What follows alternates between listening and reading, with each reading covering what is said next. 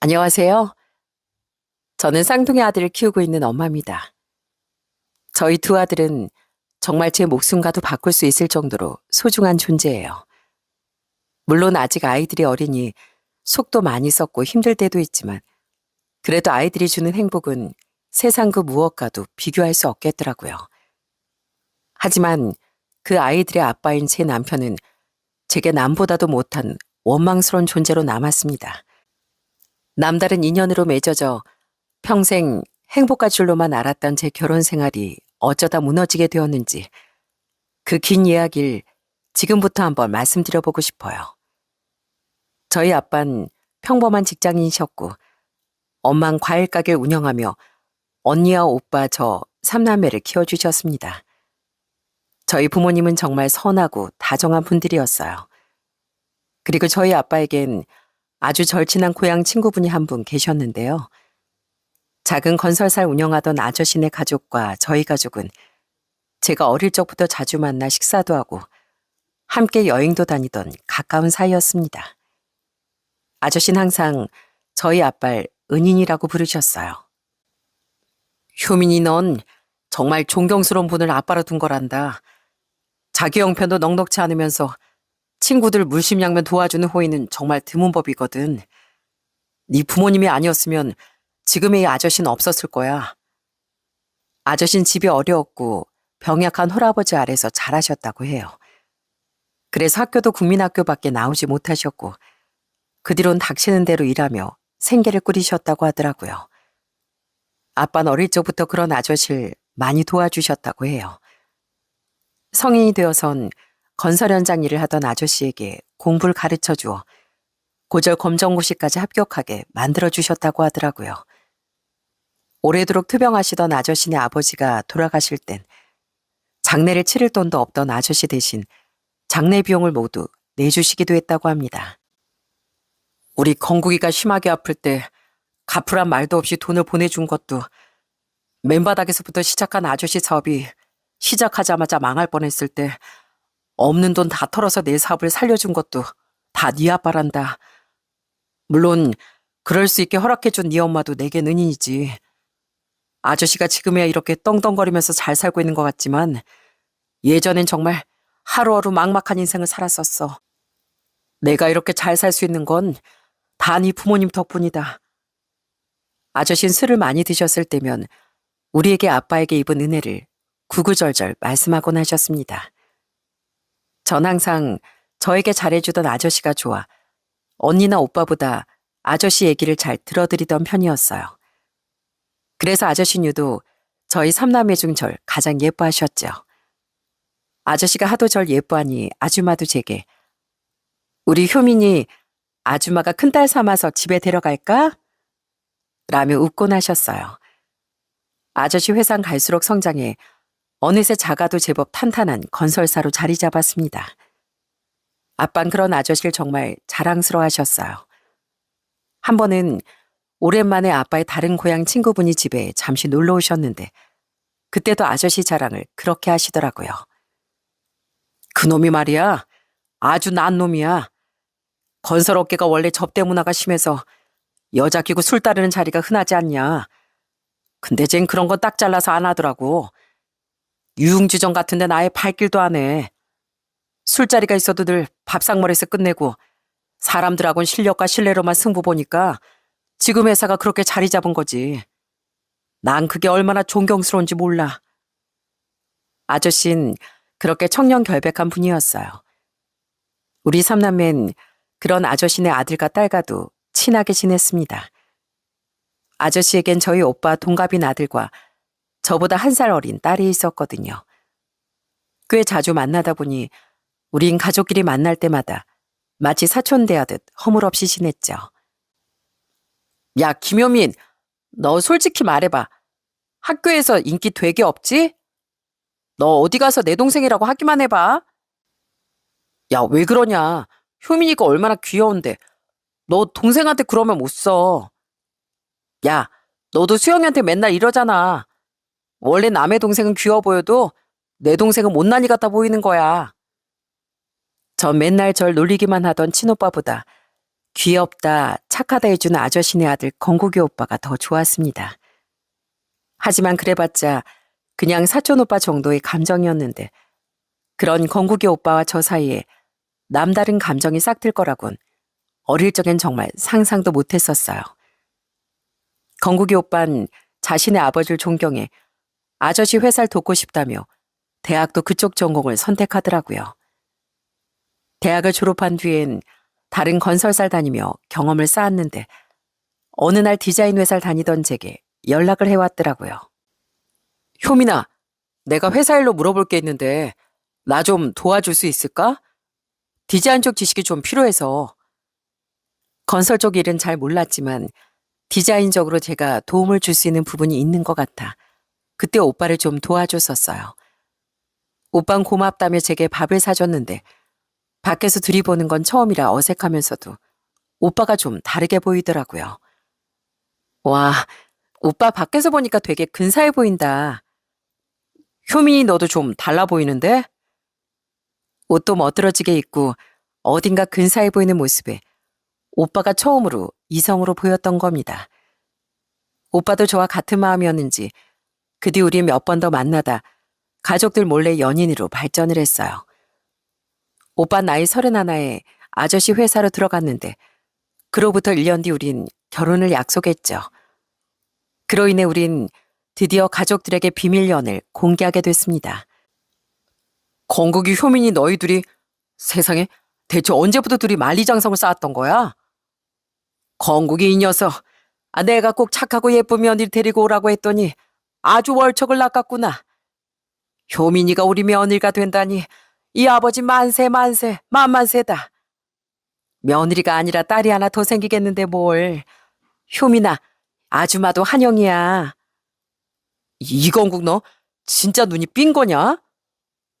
쌍술 들고 환영해주던 양가 부모님과 저희 언니 그리고 오빠의 동생인 수영이와 달리 저희 오빤 떨떠름한 반응이었어요. 오빠 결혼했던 새언니가 나중에 슬쩍 기뜸해 준 건데 오빠 내심 집으로 돌아가 서운해했다고 하더라고요. 맨날 아가씨 놀려도 막상 여동생이 시집간다고 하니까 싱숭생숭한 모양이더라고요. 아가씨 오빠 귀엽죠? 그래도 오래 알고 지낸 친구가 아가씨하고 결혼한다니까 다행이라고도 하더라고요. 오빠가 절 그렇게 생각해 주는 줄은 몰랐는데 좀 뭉클하더라고요. 그렇게 우린 양가의 축복 속에 결혼했습니다. 엄마 아빤 언니 오빠가 결혼할 때랑 똑같이 지원해 주셨는데 아저씨와 아줌마 그러니까 시부모님은 무려 집값 비싼 이 서울에 작은 아파트를 마련해 주셨어요. 정말 너무 감사했죠. 감사해서 어쩔 줄 모르는 제게 이제 시아버지가 된 아저씨는 이렇게 말하셨어요. 순철이네 딸내미 모셔오는데 당연히 이 정도는 해줘야지. 어릴 적부터 우리 귀여운 효민인 어떤 복받은 남자가 데려가려나 부러웠는데 그 복받은 놈이 내 아들 녀석이었다니. 얼마나 감사한 일이냐. 우리 앞으로 잘 지내보자 효민아. 아니 새아가. 아저씨 아줌마에서 아버님 어머님으로 수영아에서 아가씨로 어색하게 호칭이 바뀌었지만 그래도 전 여전히 시댁 식구들과 사이가 좋았습니다. 친정 식구들과 남편도 마찬가지였죠. 제가 결혼한 뒤 쌍둥이 아들을 낳았을 때부터 시아버진 거의 절 업고 다니셨어요. 딸이든 아들이든 다 예뻐할 자신이 있었는데 동시에 손줄 둘이나 안겨주다니. 효민이 넌 우리 집 복덩이다. 복덩이야. 건국이 너 효민이한테 잘해주고 있지? 우리 며느리 눈에 눈물 내면 너희 아버지 손에 큰일 날 줄 알아라. 시어머니도 저희 친정 엄마만큼이나 절 예뻐하고 챙겨주셨으니 어떻게 제가 두 분께 잘하지 않을 수 있었겠어요? 언니와 오빠네야 각자 가정이 있으니 자주 만나지 못했지만 언니와 오빠를 뺀 양가 가족은 여전히 자주 만나며 가깝게 지냈어요. 두어 달에 한 번은 꼭 만나 식사를 하고 가끔은 여행도 다니면서요. 양가 부모님은 서로 존칭하며 존대를 하기 시작하셨지만 사이는 오히려 전보다 훨씬 가까워지셨죠. 회사 다니랴 연애하랴 바빴던 시누이도 종종 가족 모임에 참석해 저희 애들을 많이 예뻐해 주었고요. 이렇게 행복한 결혼 생활이 이어졌으니 저는 제가 정말 복받은 사람이라고 생각했어요. 아무래도 같이 살다 보니 남편과 사소하게 투덕거리는 일도 꽤 있었지만 그래도 제 일상은 행복하게 흘러갔죠. 그렇게 눈 깜짝할 사이 결혼한 지 6년이라는 시간이 훌쩍 지났더군요. 당시 70을 눈앞에 두셨던 시아버진 슬슬 은퇴 준비를 하기 시작하셨어요. 일찌감치 은퇴하고 여유롭게 쉬고 있는 사돈 어른들이 얼마나 부러웠는지 모른다. 나도 더 나이 들기 전에 일선에서 물러나서 네 시엠이랑 좀 여유롭게 살고 싶구나. 이젠 좀 쉬고 자기랑 여유 좀 즐기자면서 네 시엠이 원성이 아주 자자해. 시아버진 당장은 대표직을 내려놓지 않으셨지만 경영의 상당 부분을 남편에게 하나둘 맡기기 시작했습니다. 평생 공들여 일군 회사라 명목상 대표 자리는 조금 더 지키고 싶어 하셨지만 사실상 회사를 아들에게 넘기신 거나 다름없었죠. 그 뒤 남편은 훨씬 더 책임감을 갖고 열심히 회사 일에 임하더라고요. 아, 당신 또 술 마셨어? 미안. 아무래도 내가 아버지 대신 회사를 맡게 되니까 그만큼 영업도 도맡게 되더라고. 접대하고 또 접대받다 보면 아무래도 술을 뺄 수가 없어서. 그래도 이상한 걱정하지 마. 우리 아버지 철칙 알지? 절대 유흥주점은 가까이 하지 않으셨던 거. 나도 그런데 딱 질색이라 아무리 접대라도 절대 그 근처에도 안 가. 어차피 아버지가 아시면 난리 날 일을 내가 왜 굳이 긁어 부스럼을 일으키겠어. 남편은 처음엔 대표 업무를 파악하겠다며 새벽부터 밤까지 일을 하더니 점점 시아버지를 대신한 접대 자리 때문에 술도 많이 마시고 돌아왔어요. 시아버지의 신념을 알고 있었기에 이상한 걱정은 하지 않았지만 그래도 갈수록 술자리가 너무 잦아지는 것 같아 이상해서 묻기도 했죠. 사실 욕심을 좀 부리고 있어. 내가 회사를 맡게 될 만큼 사업도도 확장하고 계약도 많이 따내고 싶더라고. 나 이렇게 잘하고 있어요, 아버지. 하고 보여드리고 싶달까? 그래서 여기저기 영업도 많이 뛰느라 술자리가 늘었던 거야. 그렇게까지 열심히 하는 모습에 전 진심으로 남편을 응원했습니다. 시아버지도 그런 남편의 노력을 대견하게 여기셨고요. 그런데 회사를 맡은 지 반년쯤 지나면서부터 남편이 좀 변해가더라고요. 골프를 배우겠다고? 계속 접대해보니까 접대 골프는 요즘 필수더라고. 겸사겸사 운동도 되고 좋지 뭐. 남편은 요즘엔 접대 골프가 대세라며 대뜸 골프채를 사서 골프를 배우기 시작하더군요. 그리곤 비싼 골프장 회원권까지 끊어왔는데 그 돈이 어디 한두 푼입니까? 과감한 지출에 솔직히 좀 놀랐었습니다. 그래도 그것까진 그럴 수 있다 쳤는데 남편은 점점 명품 시계에 명품 신발에 온몸을 명품으로 도배해 가기 시작하더라고요. 항상 검소하게 사셨던 시아버지와 정반대로 향하는 행보에 전 남편을 말렸어요. 저도 원체 아끼며 살자는 주의라 그 모습이 너무 불편하더라고요. 여보, 당신 요즘 왜 이렇게 돈을 펑펑 써? 그거 사치고 낭비야. 어머님 아버님이 언제 쓸데없는 사치하는 거 봤어? 명품 사는 것도 한두 번이지. 당신 요즘 밖에 보이지도 않는 속옷 양말 같은 것까지 다 명품으로 사잖아. 우리가 무슨 재벌도 아니고 당신 이거 너무 과해. 내가 그래도 회사 대표인데 이 정도는 해줘야 밖에서도 날 인정해 주는 거야. 당신도 그렇게 잔소리만 하지 말고 당신이랑 애들 옷도 좀 좋은 걸로 사. 같이 나가면 좀 나랑 수준이 영 안 맞아 보이잖아. 뭐? 수준? 그깟 옷 브랜드 때문에 떨어질 수준이면 처음부터 없는 게 낫거든? 애들 옷도 내 옷도 나 충분히 심사숙고해서 깔끔한 걸로 잘 고르고 있어. 그리고 당신 아직 대표 아니야. 아버님 대표시잖아. 설사 당신이 대표라고 한들 누가 명품 안 입고 다닌다고 사람을 무시해? 아버님이 밖에 나가서 무시당하는 거 봤어? 아니, 거의 대표나 다름없다 이거지. 그리고 내가 그냥 직원일 때 몰랐는데 앞에서 티를 안 내서 그렇지. 뒤로 후주근하다고 무시하는 사람이 꼭 있더라니까. 당신 이 자리가 가진 무게를 몰라. 난 회사를 위해서 이러는 거야. 하지만 아무리 잔소리를 해도 남편은 들은 척도 하지 않더군요. 당연히 시아버지는 변해가는 남편을 호되게 꾸짖으셨고요. 너 갈수록 옷차림새가 왜 그렇게 꼴불견이야? 돈만 처바르면 다 기품 있어지는 줄 알아? 아버지도 참, 이거 그렇게 비싼 것도 아니에요. 그래도 아버지 대리로서 체면이 있지. 아무거나 입고 다닐 수는 없잖아요. 네 그 꼬라지 때문에 내 체면이 더 깎이는 것 같은데 무슨 헛소리야. 내가 경제관념에 대해서 그렇게 가르쳤어? 심지어 너 멀쩡한 차 두고 외제차도 새로 뽑아왔다며. 이게 무슨 돈 낭비야. 아버지, 전 저 나름대로 회사 얼굴 자리에 걸맞게 변하려고 한 거예요. 저 믿고 회사 맡기신 거니까 좀 믿고 지켜봐 주세요. 이게 분명 회사에도 도움이 된다니까요. 다 회사를 위해서라는 말도 안 되는 말에 시아버진 깊은 한숨을 쉬시더군요. 그리고선 제게 많이 민망해 하셨죠. 그런 남편은 갈수록 거만해지기까지 했습니다. 저 사람은 얼마나 한심하게 살았으면 저 나이 청소나 하고 있을까? 나이도 나보다 얼마 안 많아 보이는데 우민이 세민이 일찍부터 공부 열심히 안 하면 저 사람처럼 한심한 사람 되는 거야. 알겠지? 당신 애들한테 그게 무슨 말이야. 저분한테 어떤 사정이 있을 줄 알고 한심하대.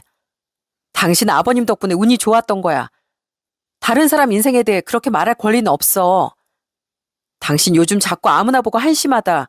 당신은 저 사람들과 다르다 막 그러는데 대체 왜 그러는 거야? 그거 진짜 꼴불견인 행동이야. 자꾸만 이상하게 변해가는 남편이 너무 낯설더라고요. 그나마 시부모님이 들으시면 불효령을 내리게 뻔하니 시댁 식구들 앞에선 조심하는 것 같았는데 어느 날엔 기어코 사달을 내더라고요. 그날은 양가 부모님과 시누이까지 한자리에 모여 식사를 한 날이었습니다. 당시 친정아빠는 쉴 만큼 쉬었으니 이제 용돈벌이라도 하고 싶다며 하루에 5시간 정도 일하는 건물 주차관리 일을 구하셨어요. 양가 부모님은 두런두런 아빠 일에 대한 말씀을 나누시더군요. 그런데 언제 그렇게 술을 마셨는지 술에 좀 취했던 남편이 대뜸 이러는 겁니다. 장인어른, 아유 창피하게 주차관리가 뭐예요. 그건 사이랑 사돈집 망신 주는 일이라고요. 집안끼리 수준이 맞아야 하는데 어디 가서 장인어른이 주차관리 일하고 있다고 어떻게 말해요. 창피하기 싫이. 뭐야? 자네 지금 말 다 했나? 내가 땀 흘려서 돈 버는 일을 지금 창피하다고 한 거야? 아니 그렇잖아요. 막말로 제가 회사 경비나 주차관리 아저씨랑 친하다고 하면 직원들이 저를 얼마나 우습게 알겠어요? 하물며 장인어른이 주차관리라니? 너무 창피하다고요. 이건국 이놈의 자식이. 순식간에 분위기는 가라앉았습니다. 아빤 불쾌한 티를 감추지 않으셨는데 남편 거기다 대고 한술 더 뜨더군요. 그 모습을 본 시아버진 냅다 남편의 뺨을 후려치시더군요. 건방지게 어디 니 장인한테 빨리 사과 안 드려? 사돈 미안합니다. 내가 자식을 허투루 키웠네요. 시아버진 저희 아빠에게 정중히 사과하셨어요. 시어머니도 마찬가지였죠. 시아버지 한 방에 술이 번쩍 깬 건지 남편도 말을 더듬으며 죄송하다는 사과를 하긴 하더라고요. 시누인 옆에서 큰 소리로 남편을 비난했고요. 뭐야, 오빠 왜 그렇게 꼴값이야? 새언니 죄송해요.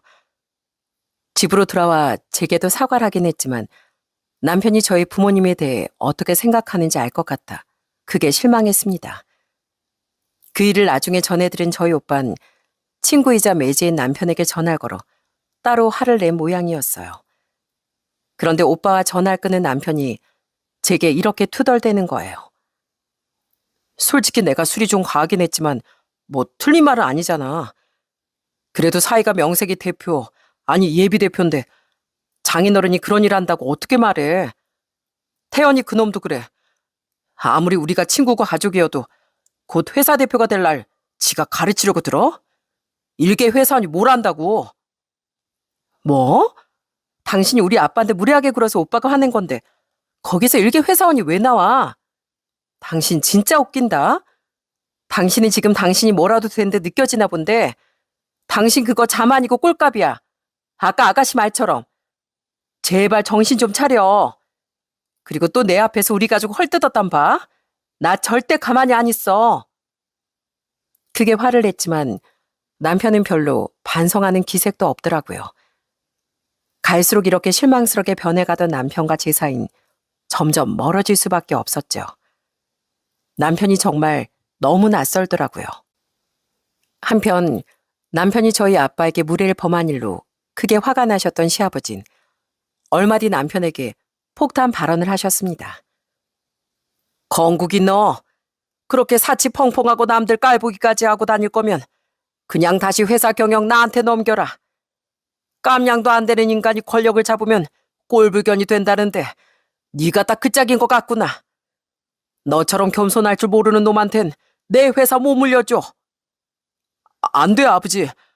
제가 지금 호기롭게 벌려놓은 일이 얼마나 많은데요. 저 다시는 안 그럴게요. 장인 장모님께도 그 뒤로 다시 또 사과드렸다고요. 제발 마지막으로 한 번만 기회를 주세요. 네? 다른 거 몰라도 저 회사 일은 정말 최선을 다하고 있다고요. 남편은 제발 한 번만 기회를 달라며 시아버지께 싹싹 빌더라고요. 결국 그렇게 위긴 벗어났지만 남편은 시아버지 불호령에 외제차도 명품들도 다 중고로 팔아야 했습니다. 그리고는 완전히 울상이 되어 투덜거리기에 옆에서 한마디 해줬어요. 이게 다 얼만데 내가 언제까지 아버지 손아귀 잡혀서 살아야 하는 거야? 당신이 잘했으면 아버님 눈치 볼 필요도 없는 거 아니야? 아버님이 뭐 괜히 이러셔?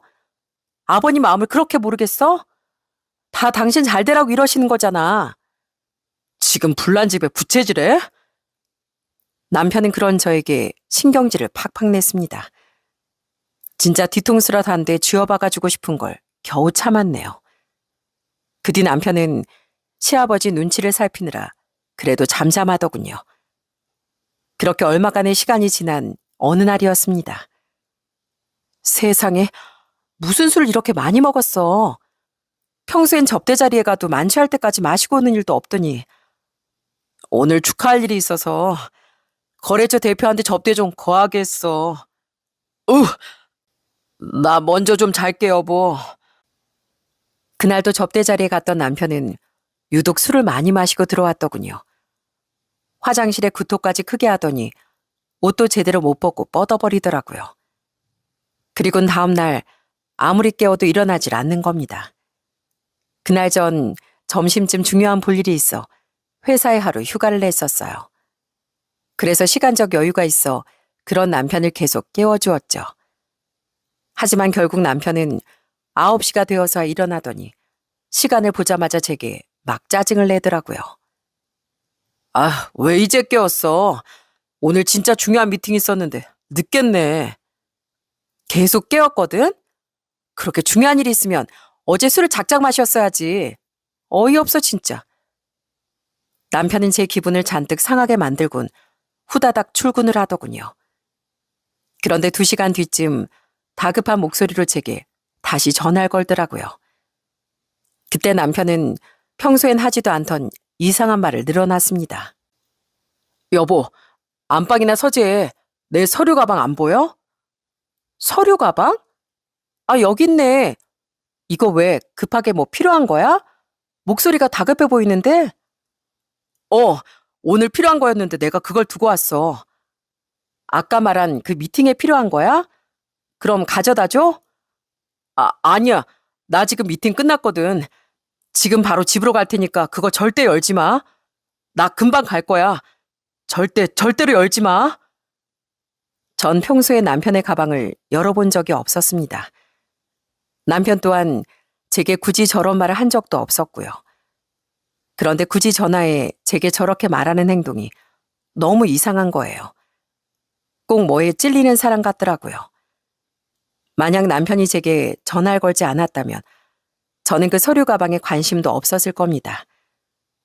오히려 남편의 전화를 받고 의심이 생긴 전 남편이 도착하기 전에 서류 가방을 열어보았어요. 이게 뭐야? 웬 오피스텔? 그곳엔 이상한 서류가 들어있더군요.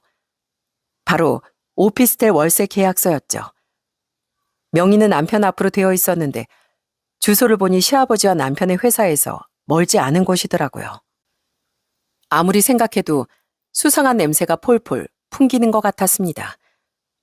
떳떳한 서류였다면 남편이 왜 제가 가방을 열어보는 일을 강하게 막았겠나 싶었죠. 그래서 전 그 계약서 사진을 찍어둔 뒤 우선 아무 일도 없던 척 하기로 했어요.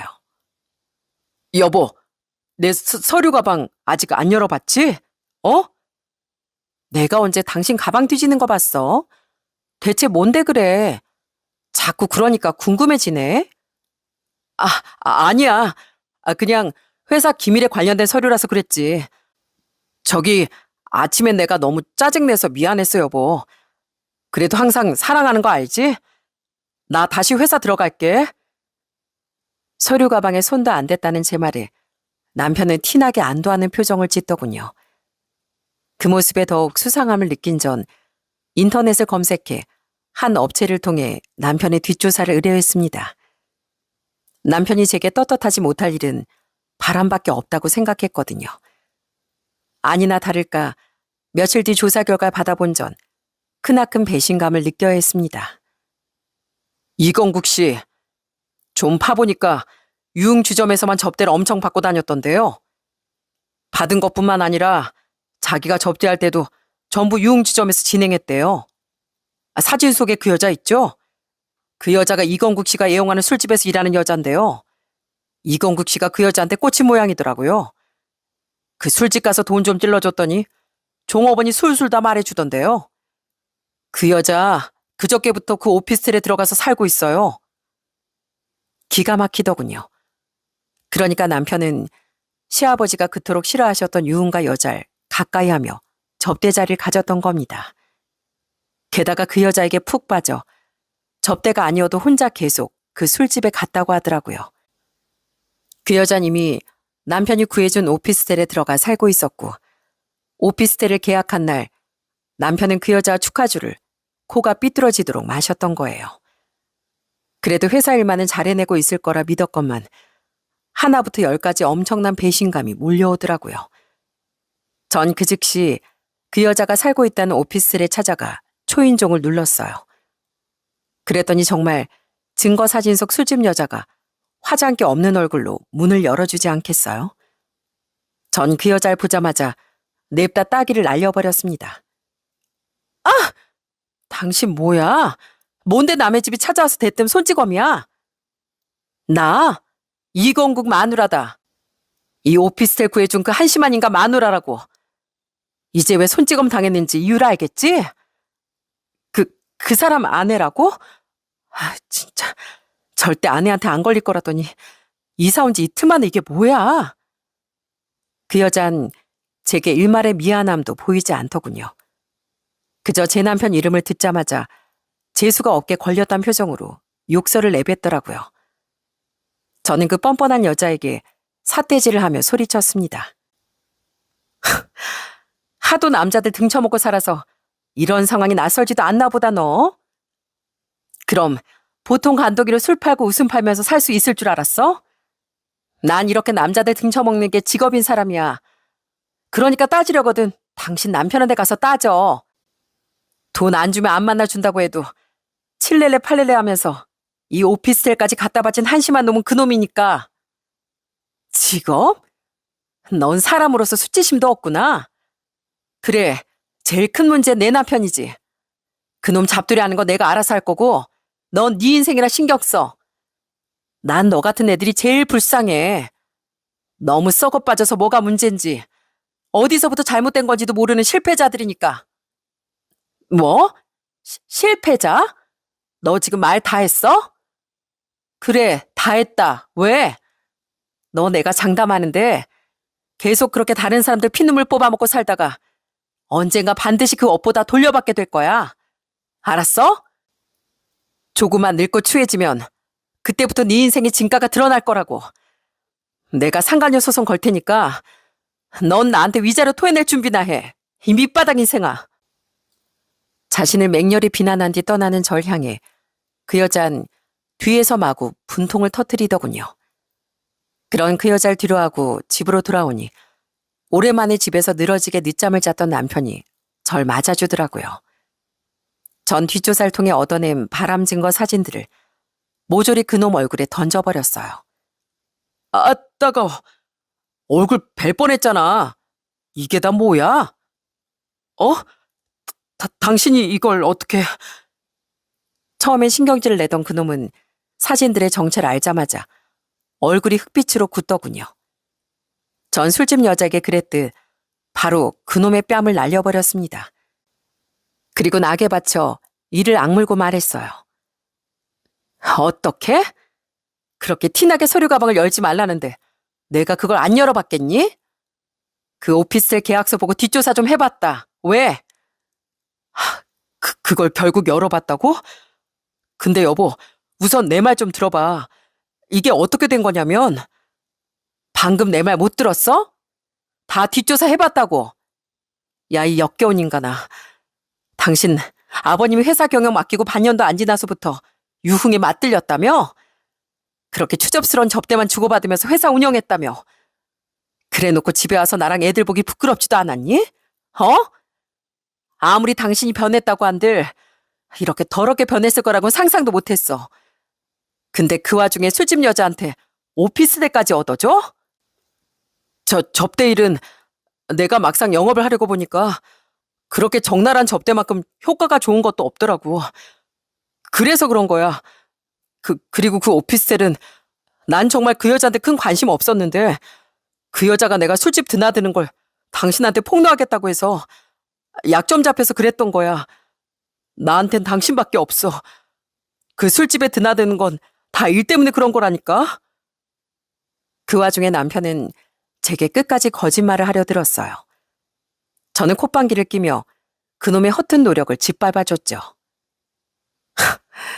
이게 어디서 끝까지 거짓말이야? 내가 다 조사해봤다고. 그리고 방금 그 여자도 만나고 왔어. 당신이 그 여자 좋다고 무지하게 쫓아다녔다며? 그리고 뭐 일 때문에 어쩔 수 없이 거기서 접대를 했어? 당신 술 끼고 여자 낀 접대 아니면 받지도 않았다며. 접대 받는 것도 어쩔 수 없었다는 말이 나오니? 당신 거기서 아주 더럽게 놀기로 유명했다던데. 그 여자를 만났어? 어떻게 그런 조사까지 다...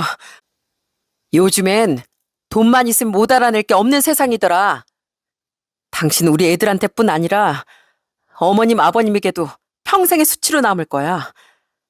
그렇게 청렴결백했던 아버님 회사 이미지를 고작 2년 만에 그렇게 추접스럽게 만든 당신을 아버님은 과연 용서하실까? 아버님이 이 모든 사실을 아시면 당신은 바로 저승행이야. 여보, 내가 다 잘못했어. 우리 아버지한테 제발 말하지 말아줘. 나 앞으로 여자 있는 술집도 안 가고 그 여자도 바로 정리할게. 나 진짜 앞으로 당신 말 잘 듣고 딴짓거리도 안 할게. 제발 아버지한테 말하는 것만은 봐줘. 남편은 제가 시아버지에게 모든 사실을 말할까봐 절 붙잡고 애원하더군요. 엉엉 울기까지 하면서요. 그 모습이 도리어 너무 역겹게 느껴졌죠. 아니, 당신 이제 끝났어. 아버님이 무서웠으면 애초에 그런 헛짓거리 하지 말았어야지. 난 나 몰래 1년이나 그 여자 뒷공문이 쫓아다닌 당신 절대 용서 못해. 전 남편이 보는 앞에서 바로 시아버지께 전화를 걸었습니다. 남편은 제 손에서 휴대폰을 빼앗으려 했지만 전 초인적인 힘을 발휘했죠.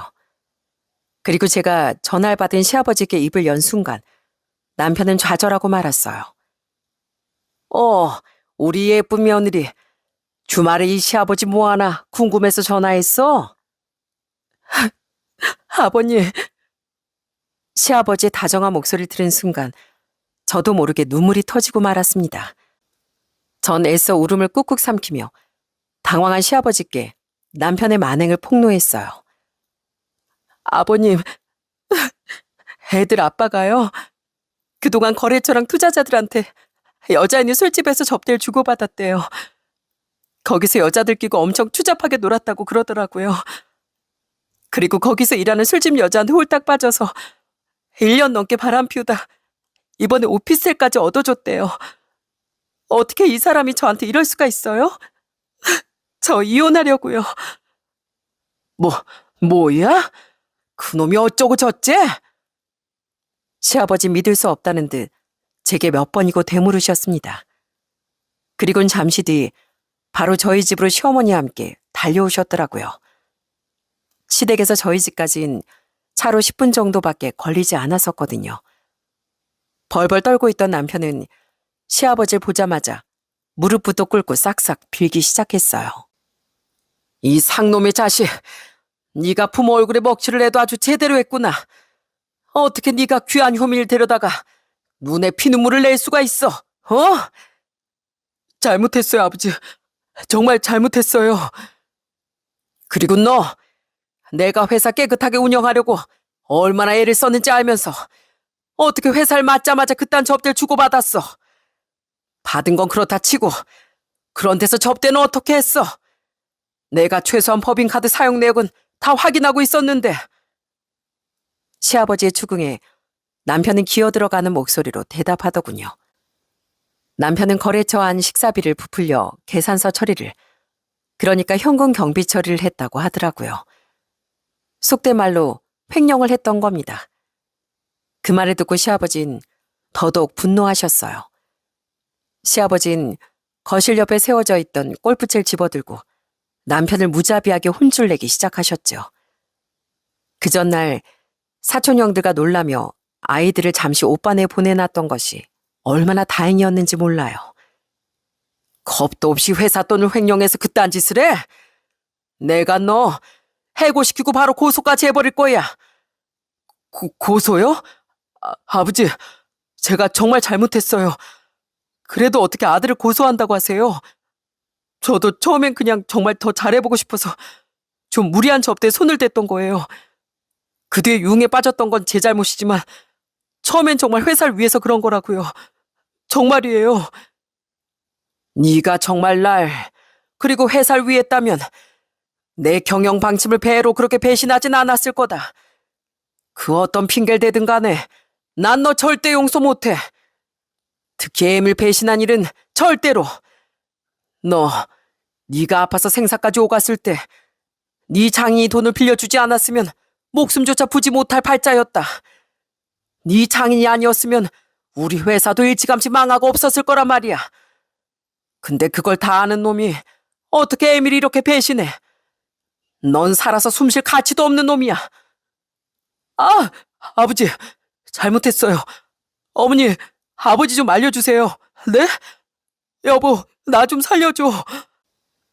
머리끝까지 화가 나셨던 시아버지는 인간이 아닌 놈은 몽둥이 맛을 봐야 한다며 남편을 정말 아작을 내셨습니다. 남편은 시어머니에게 도움을 청했지만 시어머니도 남편을 비난하며 눈물을 흘리셨어요. 너는 맞아도 싸이 놈아. 나랑 네 아버지가 널 잘 키우려고 얼마나 애를 썼는데 어떻게 네가 이딴 짓을 할 수가 있어? 너 같은 녀석한테 매가 약이야. 내가 지금 눈물 나는 건 에이미한테 미안해서 그러는 거라고. 미안하다, 효민아. 우리가 자식을 잘못 키워도 제대로 잘못 키웠구나. 얼마나 절박했으면 남편은 저에게까지 엉금엉금 다가와 매달리더라고요. 전 그런 그놈의 손을 팍 차버리며 싸늘하게 말했죠. 이건 나 불쌍한 척도 하지 마. 난 당신보다 여지껏 배신당한 줄도 모르고 당신을 남편이라고 믿고 살았던 내가 더 불쌍하니까. 그렇게 남편에게 메타작을 내린 시아버진 마지막으로 제 손을 잡고 사과하셨어요. 그리곤 이런 놈간 바로 이혼해버리라며 시어머니와 함께 그놈을 질질 끌고 나가시더라고요. 그리고 얼마 뒤 친정 부모님이 집으로 달려오시더군요. 알고 봤더니 시부모님이 그런 남편을 끌고 저희 친정으로 가서 무릎을 꿇리셨다고 해요. 사돈한테 다 들었다. 변했다 했어도 어떻게 그놈이 그럴 수가 있단 말이냐. 시아버지에게 모든 진실을 듣게 된 두 분은 딸 걱정에 바로 달려오셨던 겁니다. 전 그런 두 분의 품에 안겨 서럽게 눈물을 펑펑 쏟았죠. 얼마나 크게 혼쭐이 났는지 이후 남편은 입원까지 하게 됐다고 하더라고요. 제게 미안해서 집까지 달려왔던 시누이가 그런 남편의 근황을 말해주었죠. 진짜 저희 오빠가 사람이에요? 아빠가 오빠한테 고소할 테면 고소해라 라고까지 하신 모양인데 지가 양심 있으면 어떻게 아빠를 고소하겠어요? 저 진짜 그 인간 앞으로 오빠 취급도 안 해줄 거예요. 뒤늦게 소식을 듣고 언니와 오빠도 크게 분노했습니다. 오빠 남편을 절대 가만 안 두겠다며 그놈이 입원한 병원으로까지 찾아갔다고 해요. 그리곤 병원에 누워서 고개도 못 들던 그놈에게 실컷 욕을 퍼부어주고 왔다고 합니다. 처음엔 아주 곤죽을 내주려고 했어. 근데 가보니까 아저씨가 이미 제대로 손보셨다는 걸 알겠더라. 몰골이 장난 아니던데. 나한테도 그렇게 혼쭐이 날까 무서웠는지 날 보자마자 아주 벌벌 떨더라. 그래서 그냥 쌍욕만 박아주고 왔어. 나쁜 자식. 지옥에나 떨어져 버리라지. 이후 남편은 완전히 나락으로 떨어졌습니다. 남편은 시아버지의 불호령으로 당연히 그 여자와는 바로 끝을 내야 했고 오피스텔도 바로 뺄 수밖에 없었어요. 시아버진 바로 회사에 복귀하며 남편을 아예 해고시키셨고요. 그리고 그동안 회사에서의 남편의 행적을 철저하게 파헤치셨는데 남편은 생각보다 회사 운영을 더 엉망으로 하고 있었다고 해요. 남편은 처음에 멀쩡한 척을 하다가 슬슬 눈치를 보며 직원들에게 갑질을 하기 시작했다고 합니다. 게다가 거래업자 선정도 이상하게 했다는데 그걸 오래 근무한 분들이 많이 말렸다고 해요. 남편은 그분들께 이렇게 윽박질렀다고 하더라고요. 시끄러워요. 그리고 혹시라도 우리 아버지한테 이럴 생각들 하지도 마시고요. 우리 아버지가 결국엔 아들 편을 들지 당신들 편을 들 것 같아요? 아무리 우리 아버지가 올곧은 분이어도 결국 팔은 안으로 굽는 법입니다. 나이 들어 해고당하고 싶지 않으면 조용히 회사 다니세요. 네? 그렇게 갑질을 하고 회사 운영도 이상하게 하던 남편 때문에 회사 직원들의 고생이 많았다더군요. 그분들은 참다 더는 안 될 것 같아 시아버지께 모든 진실을 폭로하려고 했다고 합니다. 그런데 딱 그 직전에 남편은 저에게 먼저 오피스텔 일이 걸려버렸던 거죠. 시아버지가 회사에 복귀하자 일을 갈고 있던 회사 사람들은 남편의 만행을 모두 고발했다고 하더군요. 다들 남편이 유흥업소에서 접대를 주고받고 있는 거 몰랐는데 그냥 거래처 선정이 수상하다고만 생각했었다네요. 그런데 알고 봤더니 남편은 자신에게 그런 식으로 접대란 업체들만 챙기고 있었던 거죠. 시아버지가 회사를 맡긴 지 고작 2년 만에 남편은 그렇게 회사를 망치고 있었던 거예요. 시아버지 모든 직원에게 머리 숙여 사과를 하셨다고 합니다. 당시 퇴원했던 남편은 저희 집에도 못 들어오고 시댁에도 못 들어간 채 숙박업소에서 임시로 머물고 있었는데 어느 날 시아버지가 남편 가절 시댁으로 부르시더라고요.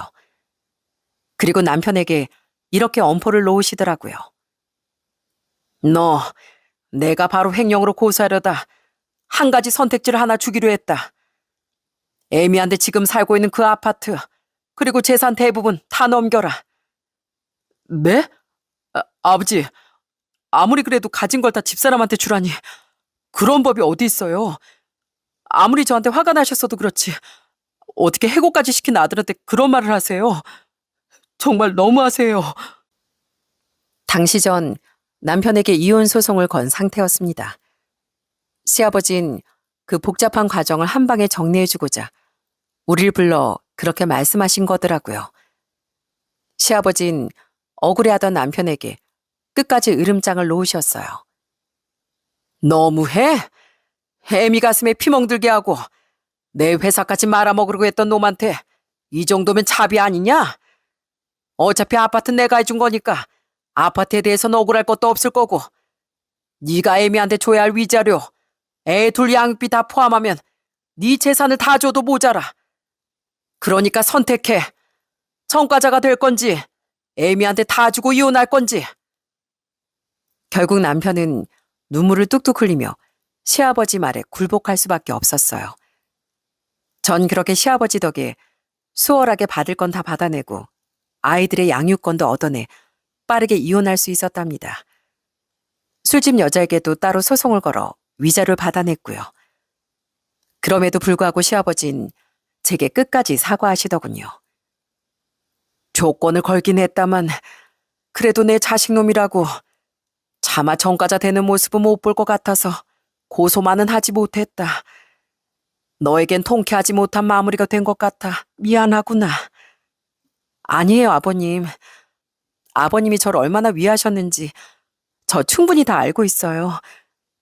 아버님과 평생 가족으로 살고 싶었는데 너무 슬퍼요. 전 그런 시아버지와도 시어머니와 시누이와도 가족으로서의 작별을 할 수밖에 없었네요. 이웃 친정 부모님은 절 걱정하셨지만 전 친정에 들어가지 않고 원래 살던 집에 아이들과 셋이 남는 길을 택했어요. 제가 직장을 다니기도 그렇고 아이들을 교육시키기에도 이 동네가 조금 외곽에 있던 친정보다 훨씬 나았었거든요.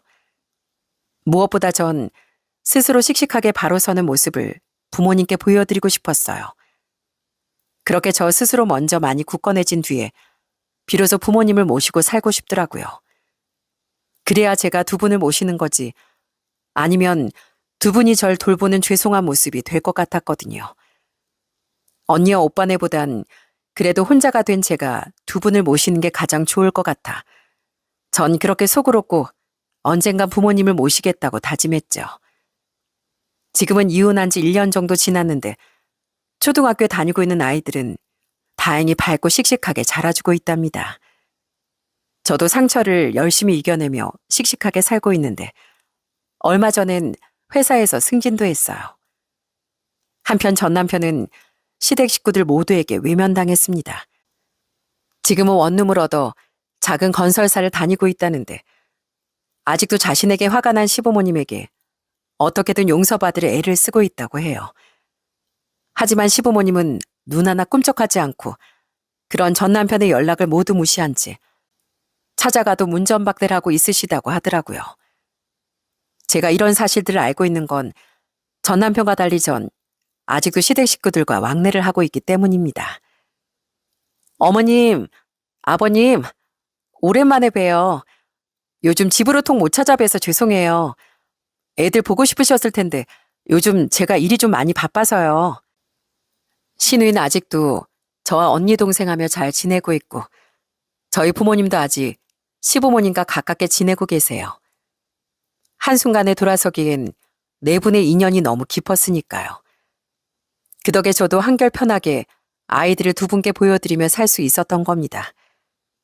시부모님은 아직도 제게 많이 미안해하며 저희 애들에게 아빠의 빈자리를 채워주려고 노력하고 계세요. 덕분에 저희 애들은 여전히 자신의 할아버지 할머니도 많이 좋아하고 있어요. 시아버진 한 번씩 술을 드시고 제게 이런 푸념을 하곤 하십니다. 회사야 다시 어느 정도 원상복구를 해놨다지만 자식은 그게 되겠냐? 회사를 잘 키워놨으면 뭐하냐? 자식 농사를 엉망으로 지었는데 그놈은 우리한테 딱 계륵 같은 놈이다. 평생 안 보고 살자니 그래도 내 자식이라고 신경은 쓰이고 집에 받아주자니 부하가 치밀어 도저히 용서가 안 되고 에휴. 시부모님이 언제까지 전 남편을 내치실진 잘 모르겠습니다. 저와 부부간의 인연은 끊어졌지만 부모 자식 간의 인연은 더욱 질기고 끈끈한 법이니 아마 언젠간 결국 전 남편을 다시 받아주시지 않을까 싶네요. 마찬가지로 저희 아이들과 전 남편의 인연도 제가 감히 끊어놓을 순 없는 거라고 생각하고요. 그러니 만약 언젠간 전 남편이 정말 모든 과오를 뉘우치고 새 사람이 되어 나타난다면 기꺼이 제 아이들에겐 아빠를 보여줄 수 있을 것 같아요. 부부로서의 인연은 절대 다시 이어지지 못하겠지만요. 하지만 그렇지 못하고 여전히 실망스러운 아빠로 남게 된다면 전 엄마로서 결단을 내려야겠죠. 솔직히 이혼한 뒤 아이들의 안부조차 한 번도 물어오지 않는 거 보면 아직 전 남편에게 아무런 기대조차 되지 않는 건 사실이긴 합니다. 이렇게 전 비록 배신을 당했지만 그래도 꿋꿋하게 잘 살아가고 있어요. 앞으로도 아이들을 위해 멋진 엄마가 될 수 있도록 노력하며 살아가려고요. 전 갑자기 생긴 권력과 돈이 얼마나 무서운지 말씀드리고 싶어 이 사연을 작성해 봤습니다. 그것들은 평범했던 사람도 한순간에 괴물로 만들어 버리기도 하더라고요. 전 남편의 본성이 원래 그랬던 건지 아니면 갑자기 손에 쥐게 된 그것들에게 단단히 홀렸던 건진 잘 모르겠지만 중요한 건 사람은 항상 돈과 권력을 경계해야 한다는 겁니다. 그렇지 못한다면 결국 가진 모든 걸 다 잃는 신세가 될 수 있음을 많은 분께 꼭 말씀드리고 싶네요. 그럼 전 이만 여기서 사연을 마치겠습니다. 바쁘신 와중에 제 이야기에 시간 내어주셔서 진심으로 감사드립니다.